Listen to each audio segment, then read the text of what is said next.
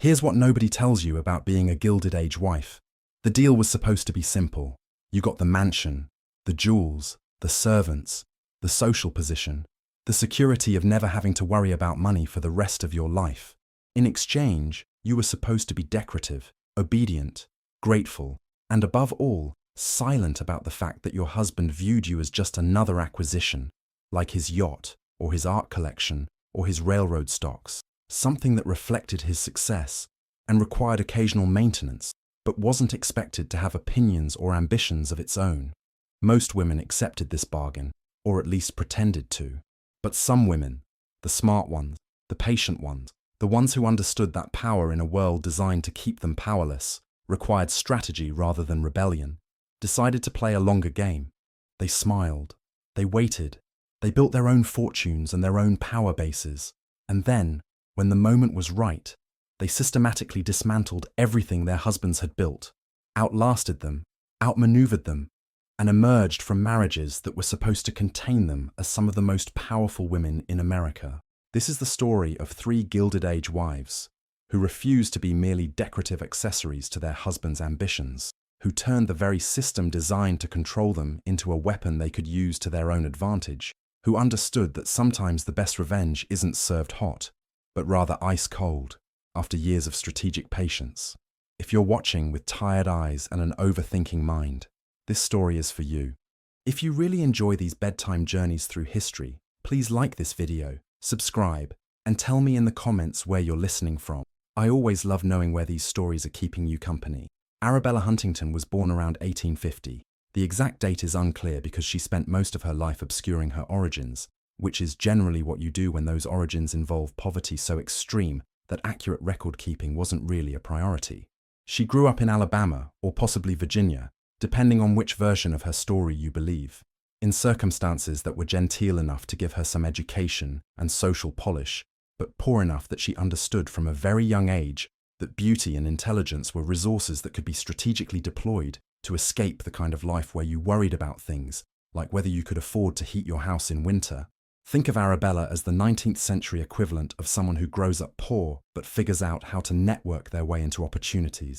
The girl who's always studying the people above her on the social ladder, figuring out what they value, learning how to present herself in ways that make wealthy people want to help her. Except instead of optimizing her LinkedIn profile and attending networking, Arabella was optimizing her appearance, her conversation skills, her ability to make herself useful and agreeable to people who had resources she needed. By the time she was in her early 20s, Arabella had figured out something that most women of her era either didn't understand or were too bound by convention to act on, that the rules about female propriety and reputation were really only enforced against women who lacked the money to make people overlook their transgressions. Rich women could get away with all sorts of behavior that would destroy a poor woman's prospects completely. The trick was figuring out how to become a rich woman in the first place, which for someone like Arabella, born without family connections or inherited wealth, meant attaching herself to a rich man, but doing it strategically, with clear eyes about what she was trading and what she was getting in return. Enter Collis Potter Huntington, one of the big 4 railroad barons who had made obscene fortunes building the Central Pacific Railroad. We're talking hundreds of millions of dollars, in an era when $1 million was already an incomprehensible amount of money. Collis was exactly the kind of self-made man that the Gilded Age specialized in producing. Rough around the edges, not particularly educated in the formal sense, absolutely ruthless in business, convinced that his financial success proved his moral and intellectual superiority to everyone around him. He was married to Elizabeth Stoddard Huntington, a woman who had married him back when he was still struggling, and who apparently felt she'd done her part by supporting him through the lean years, and wasn't particularly interested in being an ornament to his later success. Collis was considerably older than Arabella, old enough to be her father, actually, and not particularly interested in divorce because Victorian society, hypocritical as it was about everything else, drew a hard line at respectable men leaving their wives for their mistresses. Divorce suggested moral weakness, suggested a man couldn't control his appetites, suggested instability that might extend to business dealings. Much better to simply maintain a wife for respectability and a mistress for companionship, as long as everyone understood the boundaries and maintained appropriate discretion.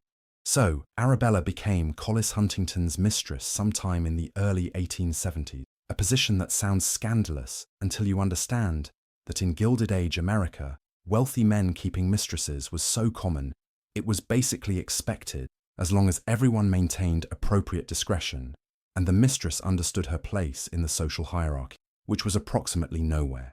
She couldn't be seen in public with him at respectable gatherings. She couldn't expect social recognition from the wives of his business associates. She couldn't use his name or claim any official connection to him. She existed in this weird limbo of being financially supported, but socially invisible, powerful in private, but powerless in public, running his households and managing his domestic life, while having absolutely no legal claim to him or his fortune.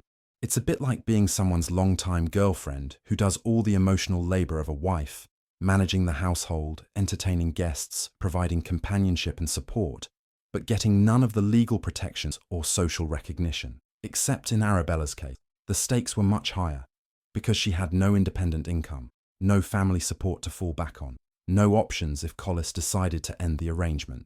Most women in this position lived in a state of constant anxiety, knowing they could be discarded at any moment, trying desperately to please their benefactors and hoping the arrangement would last long enough for them to secure some kind of settlement. Arabella looked at this situation and apparently thought, okay, this is my starting position. Now how do I turn it into something permanent and powerful? For 14 years, Arabella lived as Collis's mistress, managing his households in New York and San Francisco, entertaining his business associates in private settings, traveling with him when discretion allowed, and doing something absolutely brilliant that most mistresses never thought to do. She saved money. Not just the pin money he gave her for personal expenses, but serious money. She made investments. She bought real estate.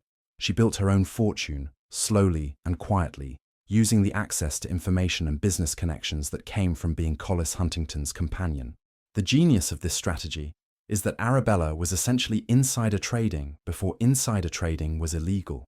She was paying attention to Collis's business conversations, understanding which areas were about to become valuable because railroad lines were going through them, knowing which companies were about to merge or expand, buying property and stock that she knew would appreciate because she had information other investors didn't have access to. It's like if you were dating a tech executive and used pillow talk about upcoming product launches to time your stock purchases, except in the 1870s and 1880s. There were no laws against this, and nobody thought to watch what the mistress was doing with her money because women weren't supposed to understand business anyway. There's a particularly telling anecdote about Arabella attending a dinner party where Collis and his business partners were discussing potential railroad routes through California.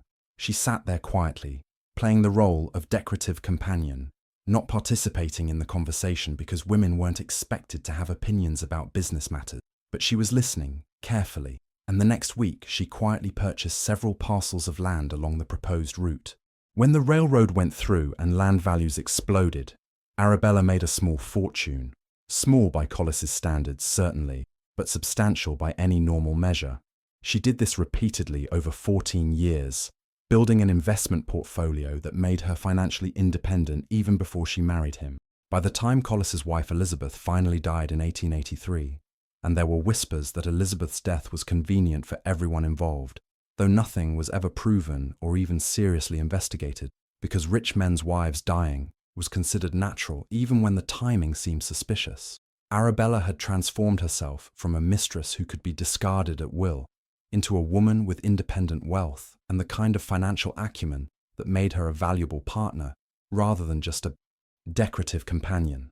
When Collis married her in 1884, quietly, in a small ceremony in New York, without any of the fanfare that usually accompanied wealthy men's weddings, because even Collis recognized that marrying your longtime mistress immediately after your wife's death was questionable optics. She wasn't coming to the marriage as a supplicant grateful for legitimacy. She was coming as someone who had her own fortune, conservatively estimated at several $1 million, and her own power. The marriage certificate might have said she was gaining his name and his protection, but the reality was more complicated. Collis was gaining a wife who understood his business, who could manage his increasingly complex social obligations, who brought her own wealth to the partnership. The marriage didn't magically open social doors the way Arabella might have hoped. New York society, dominated by women like Caroline Astor and Alva Vanderbilt and Mamie Fish, who were absolutely vicious about maintaining boundaries between respectable wives and former mistresses, refused to fully accept her. She had the money. She and Collis together were worth somewhere north of $70 million by the 1890s. She had the mansion, actually several mansions, including a Fifth Avenue palace that was one of the most expensive private residences in New York. She had the Huntington name, which by this point was synonymous with railroad wealth and industrial success. But she didn't have the social legitimacy that money was supposed to buy. The old money families looked down on her for being new money, railroad money, industrial money, the kind of money that came from actual work rather than inherited real estate or old merchant fortune. The new money families looked down on her for having been a mistress, for having lived openly with Collis before marriage, for having violated the fundamental rule that women, no matter how poor or desperate, were supposed to maintain absolute sexual propriety. She existed in this frustrating space of having everything except the one thing she actually wanted, which was acceptance into the highest levels of society. Think of it like being Instagram famous but not getting invited to the Met Gala. You have the money, you have the followers, you have the visibility, but the people who control access to the really elite spaces still consider you too vulgar, too new, too tainted by your origins to be truly one of them. Arabella could buy anything money could buy, but she couldn't buy her way into Caroline Astor's ballroom, or get herself included in the social register, or erase the 15 years she'd spent as Collis's mistress before becoming his wife. So Arabella did what strategic people do when one approach isn't working. She pivoted. If society wasn't going to accept her as a social equal, she would become so rich and so culturally important that they would have no choice but to acknowledge her existence. She started collecting art, not in the casual way that wealthy women bought a few paintings to decorate their parlors, but with serious, focused ambition that suggested she intended to assemble one of the great private collections in America.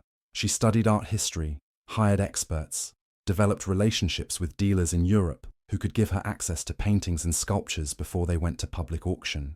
She bought a Rembrandt here, a Gainsborough there, gradually accumulating a collection that rivaled anything owned by the old money families who refused to receive her socially.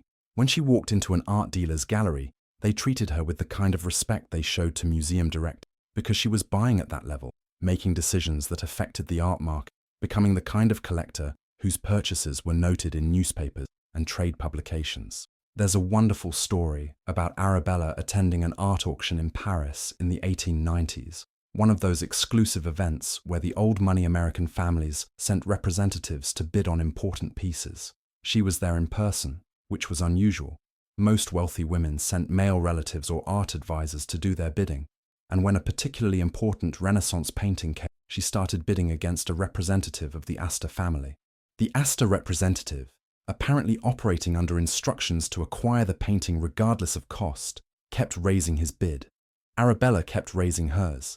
This went on for 20 minutes, the price climbing far beyond what anyone had expected, until Arabella finally won with a bid that was 3 times the painting's estimated value.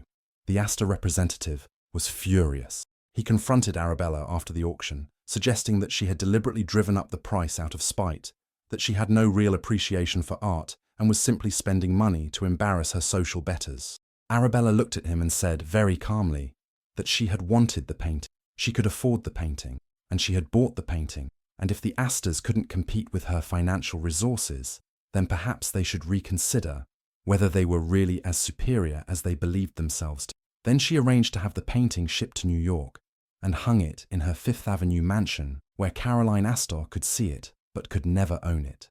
This was Arabella's strategy in miniature. If she couldn't be accepted on society's terms, she would redefine the terms, would create her own power base through cultural achievement that made her indispensable even if she remained socially unacceptable.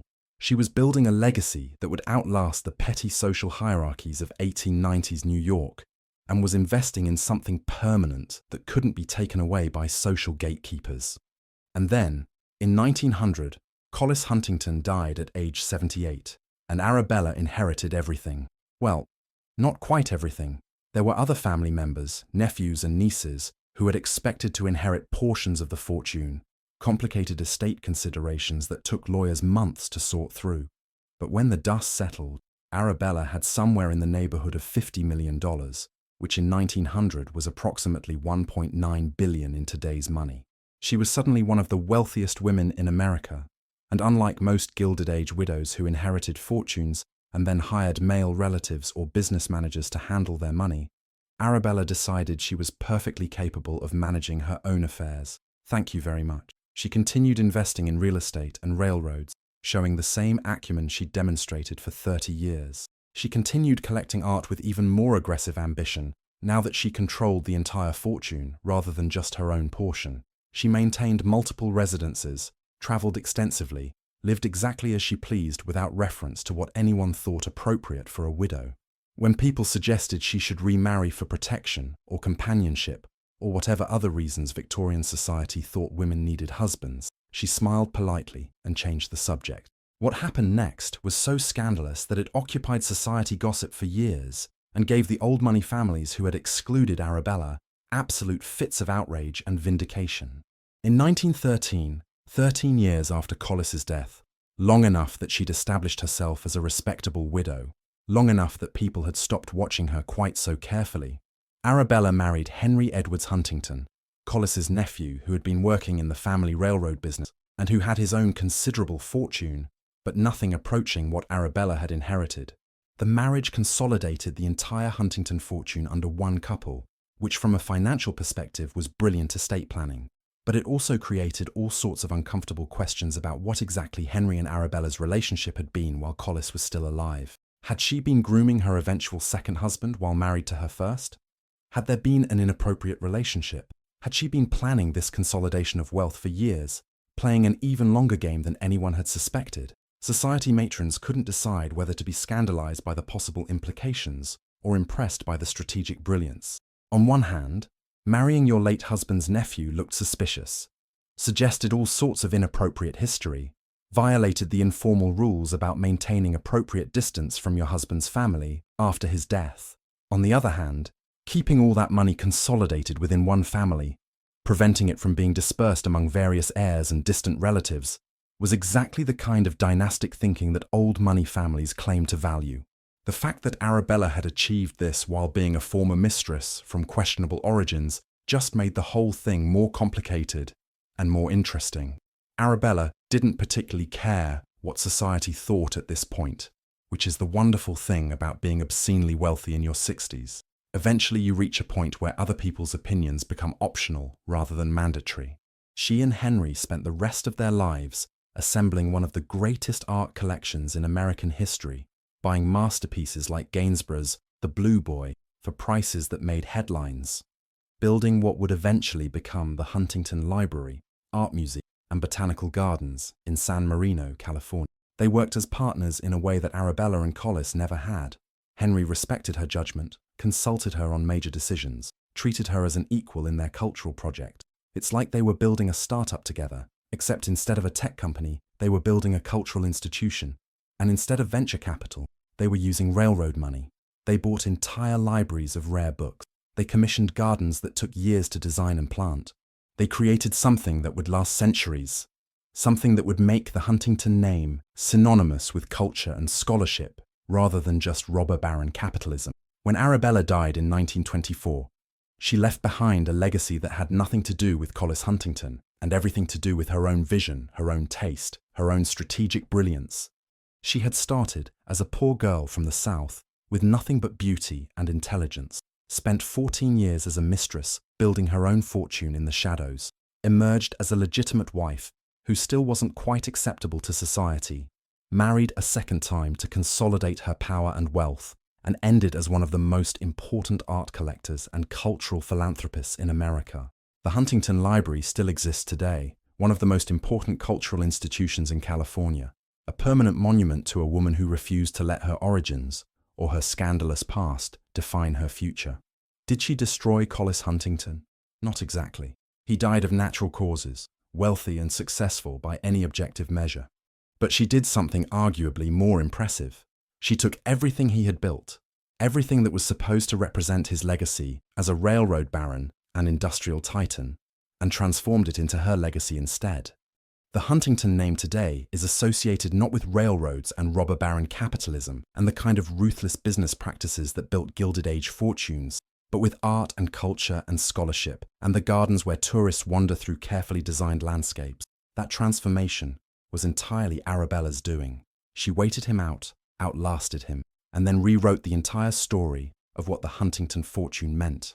Alva Smith Vanderbilt was born in 1853 to a respectable but financially struggling Southern family, which meant she grew up understanding both the importance of social position and the absolute necessity of money to maintain that position. Her family had the breeding. They could trace their lineage back to colonial Virginia, could claim connection to various minor Revolutionary War heroes, and had the kind of pedigree that old Southern families valued. They had the connections. Her mother knew all the right people, maintained correspondence with distant relatives in better financial circumstances, understood how society worked and how to navigate its complex hierarchies. They had the understanding of proper behavior, appropriate dress, refined conversation, all the surface markers of gentility. What they didn't have was money. Alva's father had made a series of bad investments, or possibly just hadn't made enough good investments, and the family fortune had slowly eroded to the point where maintaining their social position required constant economic anxiety and careful management of increasingly limited resources. They weren't poor in the sense of missing meals or lacking shelter, but they were poor in the specific way that makes you acutely aware of every dollar spent, every dress that has to be altered rather than replaced, every social invitation that requires expenses you can't quite afford. This gave Alva a particular kind of clarity about the relationship between money and power that women born into secure wealth often lack. She understood that a social position without money was useless. You could have all the breeding and connections in the world, but if you couldn't afford to dress appropriately, or maintain a proper household, or reciprocate social obligations, your position meant nothing. She understood that money without social position was unsatisfying. Nouveau riche families who tried to force their way into society without proper connections were mocked and excluded no matter how wealthy they became. And she understood that the real goal was to acquire both money and social position, and then use them as weapons to get whatever else you wanted.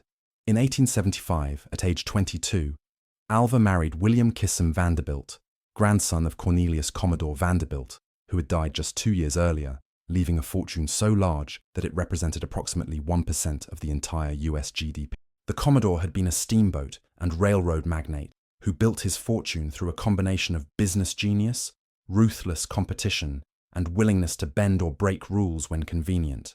He was, by all accounts, a difficult man who feuded with his family, who left the bulk of his fortune to his eldest son, William Henry Vanderbilt, while giving much smaller amounts to his other children, who believed that concentrating wealth was more important than spreading it around. William Kissam Vanderbilt, called Willie by family and close friends, wasn't the primary heir.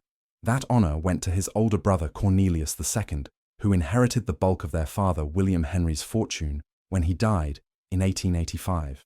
But Willie still inherited enough money that he would never have to work a day in his life and could spend his time doing whatever wealthy young men did, which mostly involved horses and yachts and gentlemen's clubs that excluded anyone who actually worked for a living. He was good-looking in the way that wealthy men often are, which is to say, he was well-groomed and well-dressed, and carried himself with the confidence that comes from never having experienced serious rejection or failure. He was also, by most accounts, not particularly bright or ambitious, content to live on inherited wealth and pursue hobbies rather than building anything himself. The marriage was strategic on both sides. Willie got a wife from an old, respectable Southern family who understood social conventions and could help him navigate New York society. Important, because the Vanderbilts were still considered new money by the Knickerbocker families who ran social still tainted by the Commodore's rough origin and reputation. Alva got access to Vanderbilt money, which was so new it practically still smelled like coal and railroads, but was also so vast that it could purchase absolutely anything, including, Alva believed, social acceptance from the old families who had been excluding the Vanderbilts from their most elite gatherings. There was just one problem. New York society, as represented by its undisputed Queen Caroline Astor, absolutely refused to acknowledge the Vanderbilts as social equals. The Astors had old money. Well, old by American standards, meaning it was a few generations removed from the fur trading and real estate speculation that had originally generated it, and Caroline Astor guarded her position as society's gatekeeper with the ferocity of someone who understood that exclusivity was the only thing that made her position valuable. She maintained something called the 400, supposedly the number of people who could fit in her ballroom, and also conveniently the number of people she considered worthy of being called society. The list was arbitrary and absolute. If you were on it, you were someone. If you weren't, you didn't exist socially, no matter how wealthy or accomplished you might. If you let just anyone with money into society, Caroline Reed, then being in society stopped meaning anything. The Vanderbilts had money, certainly obscene amounts of it, but they were railroad money, new money, the kind of money that came from actually working, or at least from the Commodore and William Henry actually working, even if Willie himself was more decorative than productive. They hadn't been in America for generations. They didn't have connections to colonial aristocracy. They couldn't trace their lineage to anyone important. They were, in Caroline Astor's classification system, not our kind, dear. Caroline Astor made her position abundantly clear through the simple expedient of never calling on Alva Vanderbilt. In the elaborate social code of the 1880s, women had calling cards that they left at each other's homes according to complex protocols. If Mrs. Astor didn't call on you, you couldn't call on Mrs. Astor. If you couldn't call on Mrs. Astor, you couldn't acknowledge each other at social events. If Mrs. Astor didn't acknowledge you, nobody else in her circle could acknowledge you without risking her displeasure. The whole system was designed to maintain social boundaries through collective shunning, and it was remarkably effective at keeping people out, even when those people had more money than everyone inside combined. Alva looked at this situation and declared war. Not openly. You couldn't challenge Caroline Astor directly without guaranteeing your permanent exile, but with the kind of strategic brilliance that Napoleon would have appreciated, she decided to throw a costume ball so elaborate, so expensive, so absolutely unmissable that Caroline Astor would have no choice but to acknowledge her existence in order to secure an invitation for herself, and more importantly, for her daughter. The planning for what would become known as the Vanderbilt Ball took months and was executed with military precision worthy of a major campaign. Alva built a new mansion specifically to host it, the Vanderbilt Chateau at 665th Avenue, designed by Richard Morris Hunt to look like a François or chateau in the Loire Valley, because apparently nothing said, "Please accept my new money," like building a European-style palace in Manhattan. The house cost $3 million, roughly $95 million today, and took 2 years to construct. It had a grand hall modelled after the Royal Palace at Blois, a 2-story dining room that could seat 200, approximately 30 bedrooms, and enough architectural detail imported from France to stock a small museum. While the chateau was under construction, Alva spread word through society about the ball she was planning. She dropped hints about the theme, fancy dress, costumes required, and let it be known that she was commissioning her own costume from Paris at enormous expense. She mentioned the orchestra she was hiring, the elaborate supper that would be served, the decorations that would transform her new mansion into something from a fairy tale. She made sure everyone understood this would be the social event of the decade, possibly the century, the kind of party that people would talk about for years. And then, in a move of absolute genius, she let it be known that Caroline Astor's daughter Carrie desperately wanted to attend and had been practicing a special quadrille dance with her friends for weeks. The Star Quadrille, it was called, and Carrie Astor was planning to lead it dressed as a star with diamond points radiating from her costume. All her friends were excited. They'd been rehearsing the choreography. It was going to be the highlight of the ball, the moment when the young people of society showed off their grace and coordination. The problem, of course, was that Carrie Astor could not possibly attend a ball hosted by someone her mother had never formally acknowledged. The social rules were absolutely clear on this point. Young ladies couldn't attend events hosted by women their mothers hadn't called on. It would violate every protocol that made Caroline Astor's gatekeeping function. So Caroline Astor had a choice. She could maintain her position that the Vanderbilts were beneath her notice, which would mean disappointing her daughter and excluding both of them from what was shaping up to be the social event everyone would be talking about for years. Or she could bend just slightly, just enough to make calling on Alva Vanderbilt seem like a practical necessity rather than a social capitulation. Think of it like being the popular girl in high school who's been excluding the rich new girl from your social circle, and then the rich new girl throws a party so amazing that even your own best friends are begging you to let them go. You can maintain your position as social queen and look petty and controlling, or you can find a way to attend while making it seem like you're doing her a favor rather than admitting she's beaten you at your own game. Caroline Astor Bent. On March 25, 1883, the day before the ball, she paid a formal call on Alva Vanderbilt at the new chateau. She left her card. Alva, following protocol, returned the call the next day. They had now formally acknowledged each other according to proper social form, which meant the Astors could attend the ball without violating any rules about maintaining appropriate social distance from one's inferiors. The ball itself, held on March 26, 1883, was exactly the spectacular excess Alva had promised. 1,200 guests, which was 3 times the size of Caroline Astor's famous 400, and a not-so-subtle statement about whose social sphere was larger.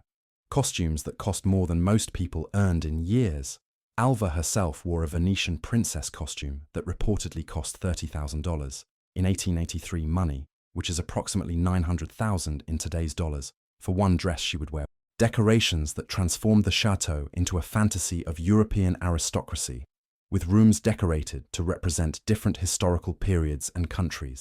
Entertainment that lasted until dawn, with multiple orchestras, the famous quadrilles including Carrie Astor's Star Quadrille, and a supper that featured dishes most guests had never encountered. It was absurd, it was excessive, it was everything that old money families claimed to despise about nouveau riche vulgarity. And it worked absolutely perfectly.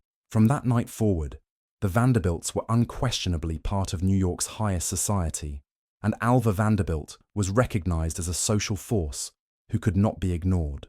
She had forced Caroline Astor to acknowledge her through pure strategic brilliance, had proven that money could buy social position if you were smart enough about how you spent it, had demonstrated that the old family's gatekeeping powers had limits when confronted with someone willing to outspend and outthink them.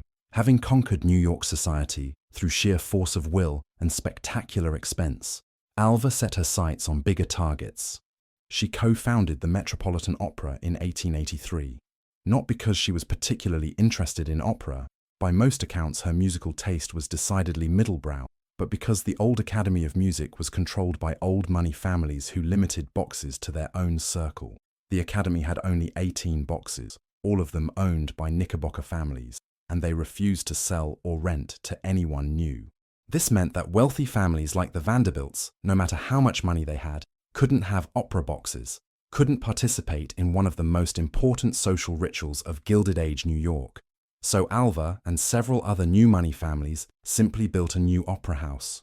The Metropolitan Opera opened with vastly more boxes than the Academy, 36 initially, eventually expanding to more, and better acoustics and more impressive architecture.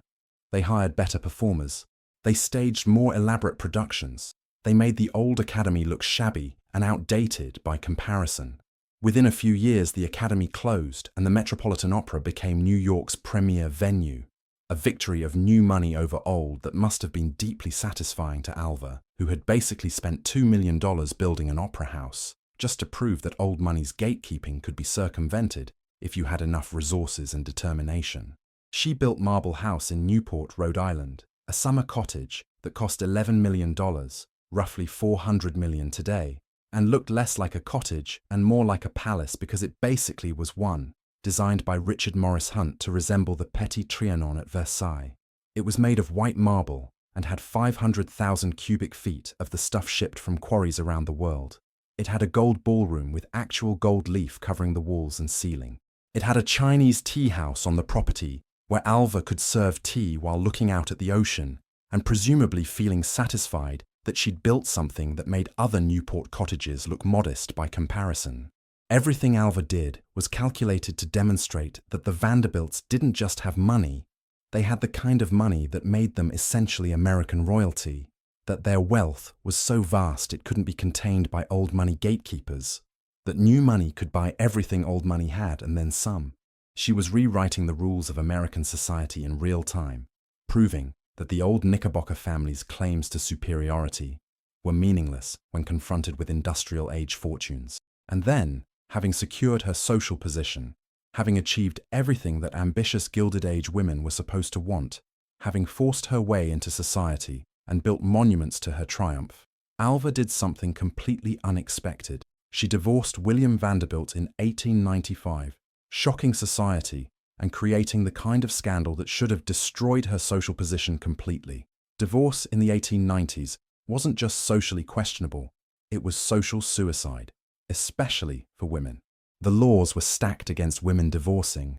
You needed to prove fault, usually adultery or abuse, and even then courts were reluctant to grant divorces to women because the assumption was that wives had somehow failed in their duty to keep their husbands satisfied.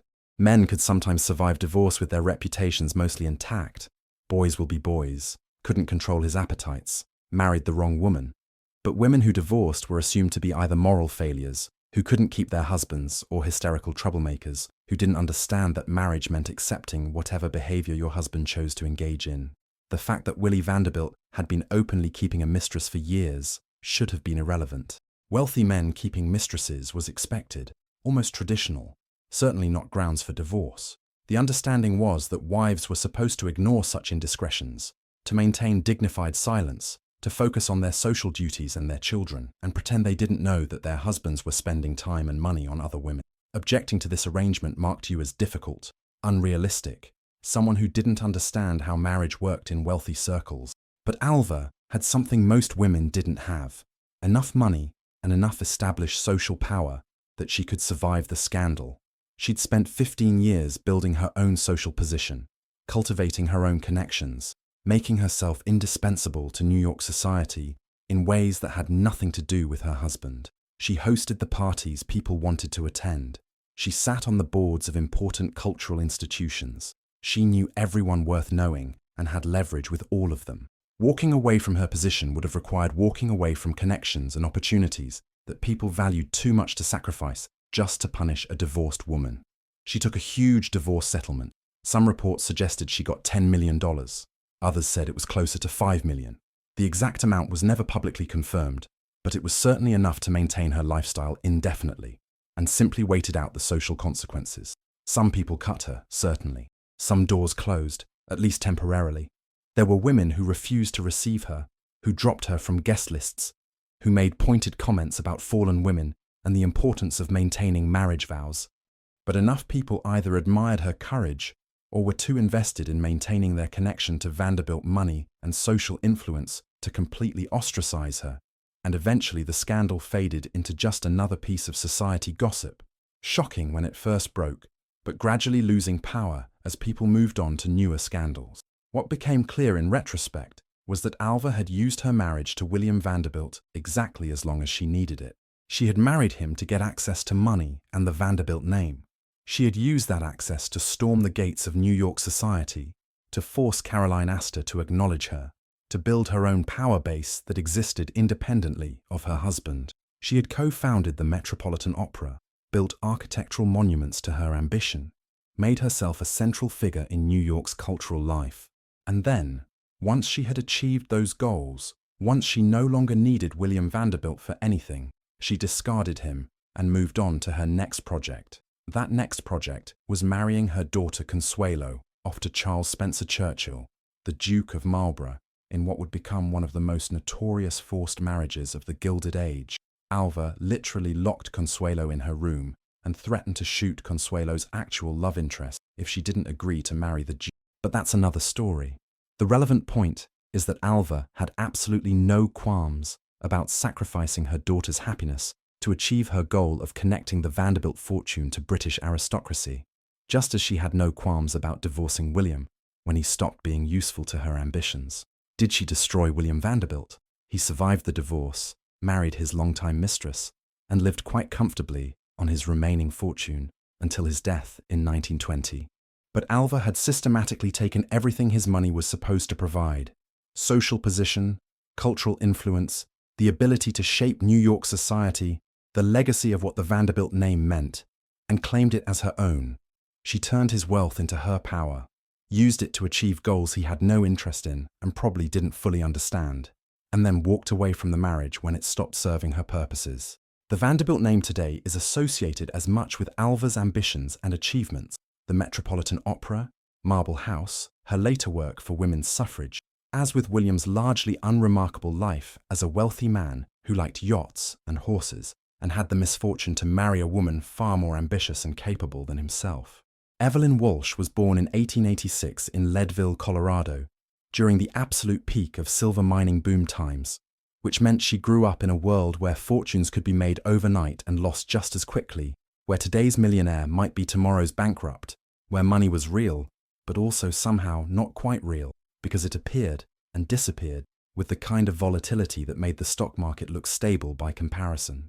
Leadville was a rough mining town at 10,000 feet elevation, where winter temperatures dropped below zero and stayed there for months, where the main street was lined with saloons and brothels and assay offices, where fortunes in silver ore were being pulled from the ground and immediately spent on everything from legitimate business investments to complete degeneracy.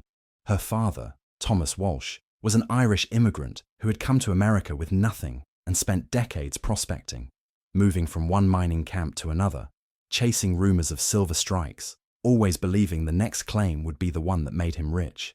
Most prospectors died poor, broke from years of futile searching, but Thomas had something most didn't: genuine geological knowledge, the ability to read landscape and rock formations, and understand where precious metals were likely to be found, the patience to keep looking when everyone else had given up. The Walsh family spent years barely scraping by, living in mining camps and rough towns, moving constantly as Thomas chased rumors and invested in claims that never quite paid off. Evelyn grew up in this environment of boom and bust, watching fortunes being made and lost, understanding that wealth wasn't permanent or stable, but something that appeared and disappeared based on luck and timing, and whether you happened to dig in the right place at the right time. Then, in 1896, when Evelyn was 10 years old, everything changed. Thomas Walsh discovered gold, not silver, which was what everyone in Leadville was focused on, but gold, in a mine called the Camp Bird in Rhode, Colorado. Not just traces of gold, but a massive deposit, one of the richest strikes in Colorado history. The mine would eventually produce something like $30 million worth of gold, roughly $1 billion in today's money, transforming the Walsh family from struggling prospectors to millionaires essentially overnight. The transformation was so sudden and so complete that none of them really had time to adjust to their new reality. One year, they were living in a mining camp worrying about money, eating simple food, wearing practical clothes, living the rough life of prospecting families. The next year, they were building a mansion in Washington, D.C., hiring servants, buying expensive clothes, trying to figure out how to be rich without any of the gradual acclimatization that usually helped people adjust to wealth.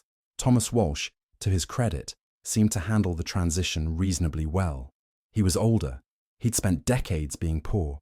He understood the value of money and the importance of investing wisely and not blowing your fortune on stupid things. He built his mining business, made smart investments, bought real estate, generally behaved like someone who understood that money needed to be managed carefully to last. He moved the family to Washington because he wanted to be near the centers of political and financial power, wanted Evelyn to grow up in society rather than in mining camps, and wanted to establish the Walsh family as respectable, wealthy people rather than just lucky prospectors. Evelyn, on the other hand, grew up with the particular combination of having enormous wealth and absolutely no understanding of limits, consequences, or the idea that money couldn't solve every problem. She was beautiful, dark hair, striking features, the kind of looks that made men stare, and society photographers constantly wanted to take her picture. She was vivacious in the way that suggests someone who's never been told no and probably wouldn't listen if anyone tried. She was wild in that specific way that heiresses could be wild when they had enough money to make people overlook behavior that would have destroyed girls with fewer resources. She drove cars too fast. Literally, this was not a metaphor. She was known for speeding around Washington in automobiles at a time when cars were still novel enough that owning one was noteworthy, and driving one at excessive speed was considered both thrilling and vaguely scandalous. She'd race her car through the streets, apparently unconcerned about traffic laws or safety, or the possibility that she might hurt someone. When police tried to stop her, She'd just pay the fines without concern. Because what were speeding tickets to someone whose family was worth $30 million? She threw parties that scandalized Washington society, not because they were genuinely outrageous by modern standards, but because they pushed the boundaries of what was considered appropriate behavior for young unmarried women. She wore dramatic clothes that were just slightly more revealing than proper, just slightly more fashion-forward than respectable, just slightly more attention-grabbing than a well-bred girl should want. She collected jewelry the way some people collected stamps, buying pieces because they were beautiful or rare or expensive, accumulating a collection that would eventually include some of the most famous gemstones in the world. In 1908, at age 22, Evelyn married Edward Ned Beale McLean, heir to the Washington Post fortune and son of one of Washington's most prominent families. The McLeans were old money by Washington standards. Ned's father, John McLean, had bought the Washington Post in 1905 and made it into one of the most influential newspapers in the country. They had a mansion on Massachusetts Avenue. They had political connections. They had the kind of social position that money alone couldn't buy, that came from being part of Washington's permanent establishment rather than just another wealthy family passing through. On paper, the match was perfect. Two wealthy families merging, two young people who seemed genuinely attracted to each other. The promise of a glittering future at the center of Washington society. The wedding was spectacular, held at the Walsh mansion, attended by senators and cabinet members, and everyone important in Washington, covered by newspapers across the country as one of the social events of the year. Evelyn wore a dress that cost thousands of dollars and looked like something from a fairy tale. They left on a honeymoon that lasted months and took them across Europe in the kind of luxury that only truly wealthy people could afford. In reality, it was the beginning of a slow-motion disaster that would take decades to fully unfold. The collision of two people who had too much money and too little self-control, who had been raised to believe that wealth meant freedom from consequences, who together would prove that sometimes having unlimited resources is worse than having limited ones, because limits force you to develop judgment and self-discipline. Ned McLean had inherited his family's money and their newspaper, but he had not inherited any particular ability to manage either. He drank, not social drinking, but serious drinking, the kind that starts in the morning and continues all day, the kind that affects your judgment and your relationship, and eventually your ability to function in normal society. He gambled, betting enormous sums on horses and cards and anything else you could wager on, losing fortunes and not particularly caring, because there always seemed to be more money. He made impulsive business decisions about the Washington Post, based on whoever had flattered him most recently, rather than on any coherent strategy. He was, in short, exactly the kind of wealthy idiot who gives wealthy idiots a bad name. Evelyn matched him drink for drink, party for party, spending spree for spending spree. They were that couple who seemed fun and exciting when you encountered them at social events, but were probably exhausting to actually know. The kind of people whose lifestyle only worked as long as the money held out, and who had never considered the possibility that the money might not hold out forever. They threw parties that lasted for days. They traveled constantly, staying at the best hotels, buying whatever caught their eye, treating money like it was infinite. In 1911, Evelyn bought, or rather, Pierre Cartier sold her in what might be the greatest sales job in jewelry history, the Hope Diamond, one of the most famous gemstones in the world, supposedly cursed to bring misfortune to its owners. The diamond had a history that included French kings and scandal and mysterious deaths, and it supposedly brought bad luck to everyone who owned it. Marie Antoinette had owned it before losing her head in the French Revolution. Various other owners had met untimely ends or suffered financial ruin. Cartier, being a brilliant salesman, apparently showed Evelyn the diamond and told her all about the curse, knowing that the curse would make it more appealing rather than less. Rich people love buying things that are supposed to be dangerous or cursed or forbidden because it makes them feel like they're living more interesting lives than they actually are. The price was $180,000, roughly $5.7 million in today's money, which sounds like a lot until you remember this was a woman whose family fortune was measured in tens of millions and whose husband's family owned a major newspaper. Evelyn bought it and wore it constantly. She wore it to parties. She let her children play with it. She treated it with the casual disregard that people show toward possessions they don't particularly value because they have so many other possessions. The curse, if you believed in such things, was supposed to bring tragedy and misfortune. Given what happened to Evelyn over the next 30 years, you could argue the curse was working overtime, though more rational observers might suggest that her tragedies had less to do with cursed diamonds and more to do with terrible judgment and self-destructive behavior. The 1920s brought the first real cracks in the McLean fortune and marriage. Ned's drinking had progressed from heavy social drinking to full-blown alcoholism that affected everything he did. He'd disappear for days on drinking binges. He'd make business decisions while drunk that had to be reversed by his sober staff. He'd embarrass Evelyn at social events, showing up intoxicated or not showing up at all. His gambling losses were becoming significant enough that even the McLean fortune was feeling the strain.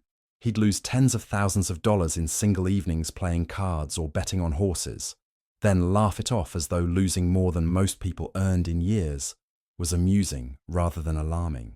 The Washington Post, which should have been printing money, newspapers in the 1920s were incredibly profitable businesses, was struggling under Ned's management. He was making increasingly erratic decisions about editorial direction, alienating staff, missing opportunities, generally running the paper in the way that people run businesses, when they're not particularly interested in whether those businesses succeed and are too drunk most of the time to notice the problems accumulating around them. And Evelyn, rather than being a stabilizing influence, was matching his excess with her own. She was spending enormous sums on jewelry and clothes and parties, maintaining their increasingly precarious lifestyle through sheer force of will and seemingly endless resources. She was hosting elaborate gatherings at their estate friendship, which was outside Washington, and large enough to accommodate hundreds of guests for weekend parties that featured everything from tennis tournaments to theatrical performances to dinners that required multiple orchestras. They were living like there was no tomorrow, which was fine until tomorrow arrived and turned out to be the stock market crash of 1929 and the Great Depression that followed. They separated in 1927, 2 years before the crash, which at least showed some self-preservation instinct on Evelyn's part. Ned moved out but continued drawing on their shared resources, continued making terrible decisions about the newspaper, and continued drinking himself into oblivion. The separation didn't solve anything. They were still financially entangled, still connected through the newspaper and various business interests, still trapped in the wreckage of a marriage that had failed years earlier, but couldn't be officially ended because Evelyn was Catholic and took the prohibition on divorce seriously. Then October 1929 hit, and the stock market crashed, and suddenly fortunes that had seemed infinite were revealed to be very much finite. The Walsh and McLean families were hit hard. Not destitute, they still had enormous resources by normal standards, but no longer in the category of people who could spend unlimited money without consequences.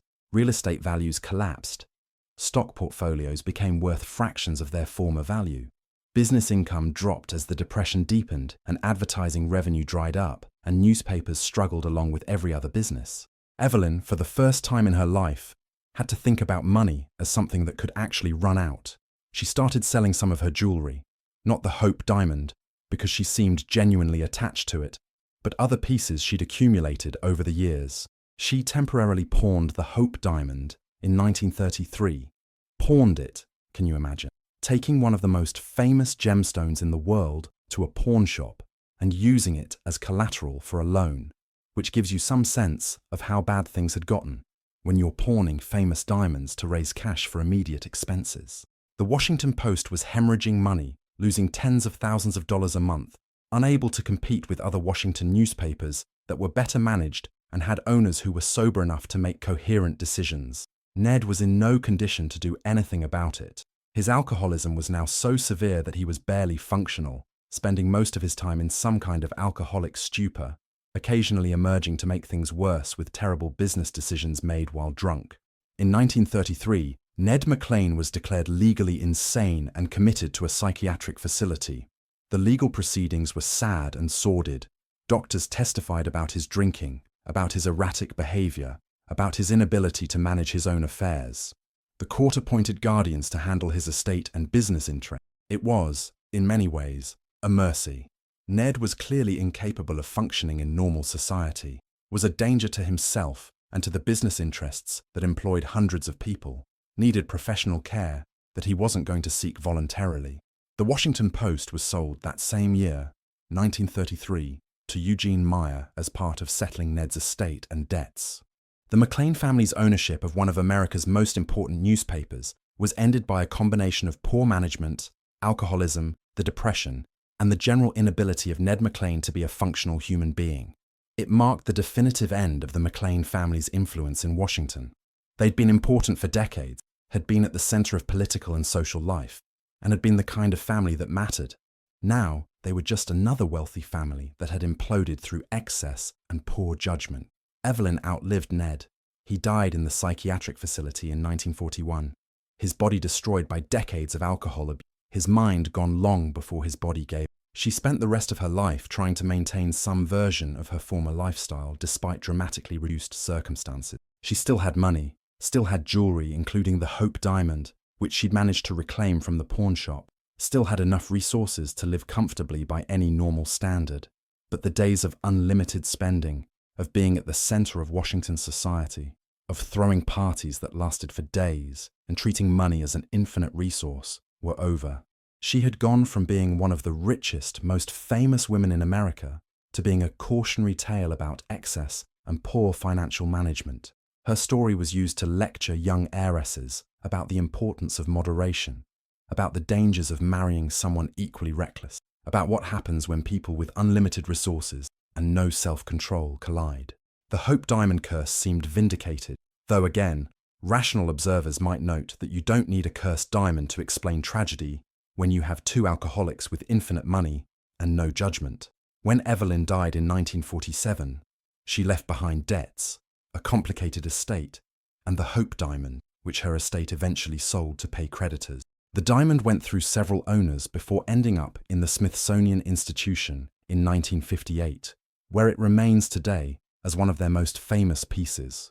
Tourists can look at it behind glass and read about its curse and its history, but what they're really looking at is a monument to excess, to the particular kind of destruction that comes from having too much money and too little wisdom. Her legacy was less about what she built and more about what she destroyed: her marriage, her fortune, her husband's sanity, her family's newspaper dynasty, her own health through decades of excess. Unlike Arabella Huntington, who strategically built something lasting, or Alva Vanderbilt, who deliberately destroyed her marriage to build her own independent power, Evelyn's destruction was almost accidental, the result of two people with unlimited resources and no self-control crashing into each other over and over until nothing was left but wreckage and cautionary tales. Did Evelyn destroy Ned McLean? Absolutely. She enabled his worst impulses, matched his excess with her own, spent money they increasingly didn't have, watched him drink himself into insanity, without intervening in any meaningful way. She could have been the adult in the relationship, could have imposed some limits, could have tried to stop the disaster she could see approaching. Instead, she was his partner in destruction, drinking alongside him, spending alongside him, partying alongside him until they destroyed everything worth having. But it would be equally accurate to say that Ned destroyed Evelyn, or that they destroyed each other, or that they were both casualties of having too much money and too little sense, of being raised to believe wealth meant freedom from consequences, of never learning that some things, health, relationships, businesses, reputations, can't be fixed by throwing money at them. Their story is less about strategic victory and more about mutual assured destruction, about what happens when two people with no boundaries and infinite resources collide, and neither one has the wisdom or will to stop the crash before it destroys them both. What all three of these stories share, despite their very different outcomes, is the fundamental understanding that Gilded Age marriage was never really about love or partnership or companionship. It was a business arrangement where women traded their youth, beauty, and reproductive capacity for financial security and social position, and men traded their money for decorative accessories that reflected their success and validated their place in society. The women who thrived in this system were the ones who understood this clearly and planned accordingly, who built their own power bases, who used the resources their marriages provided to create something independent of their husbands, who recognized that survival meant strategy rather than sentiment. Arabella Huntington spent 14 years as a mistress learning business and building her own fortune before marriage. patient enough to wait for legitimacy, while accumulating the resources that would make her powerful even without it. When she finally married Collis, she was coming as a partner with her own wealth, rather than as a dependent grateful for support.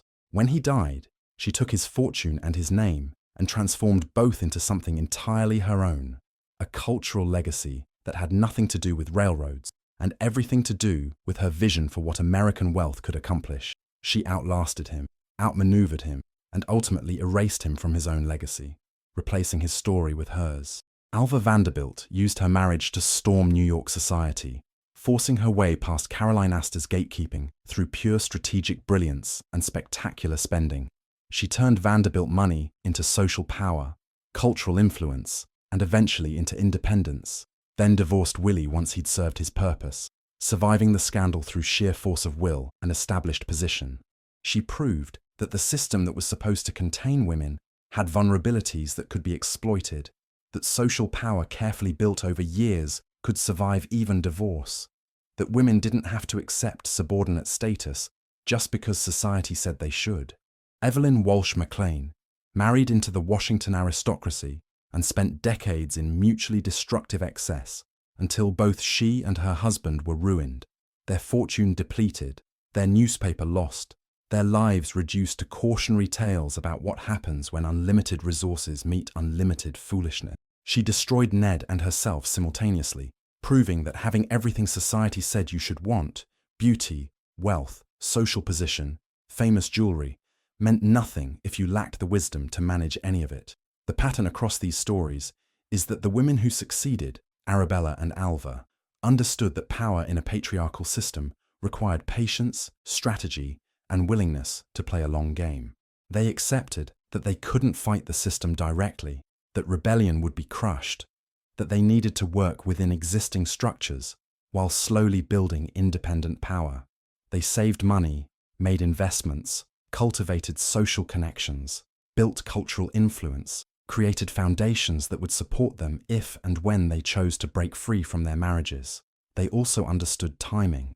Arabella waited 14 years as a mistress before marrying, then another 13 years as a widow before remarrying to consolidate her fortune. Alva spent 15 years building social power before divorcing, making sure she had enough independent position to survive the scandal. They didn't act impulsively or emotionally. They calculated, they planned, they moved only when the moment was right and their position was secure. Evelyn's failure, by contrast, came from never developing any strategy beyond spending money and having fun. She had resources but no plan. She had opportunities but no discipline. She married someone equally reckless, and together they destroyed everything they'd inherited. Her story is what happens when you have all the advantages and none of the wisdom, when you mistake having money for having power, when you think wealth makes you invincible rather than just temporarily comfortable. The Gilded Age promised women that marriage to wealthy men would solve all their problems, would provide security and comfort and social position in exchange for accepting subordinate status and giving up autonomy. What women like Arabella and Alva discovered was that the deal was negotiable, that the system had cracks where power could accumulate, that patience and strategy could transform arranged marriages into launching pads for independent power rather than comfortable prisons. They proved that being a wife didn't have to mean being subordinate, that financial security could be turned into actual power, that the men who thought they were buying decorative accessories were sometimes getting partners who would eventually take everything and leave them with nothing but footnotes in history books. And what women like Evelyn discovered was that having money without wisdom was its own kind of trap. That excess without boundaries destroyed both marriages and fortunes, that sometimes the greatest danger wasn't the system designed to contain you, but your own inability to recognize when you were destroying yourself. The Hope Diamond supposedly brought curses to its owners, but Evelyn's real curse was having unlimited resources and no idea how to manage them, partnering with someone equally reckless, and never learning that some problems can't be solved by buying jewelry or throwing parties or pretending that consequences are for other people. Good night.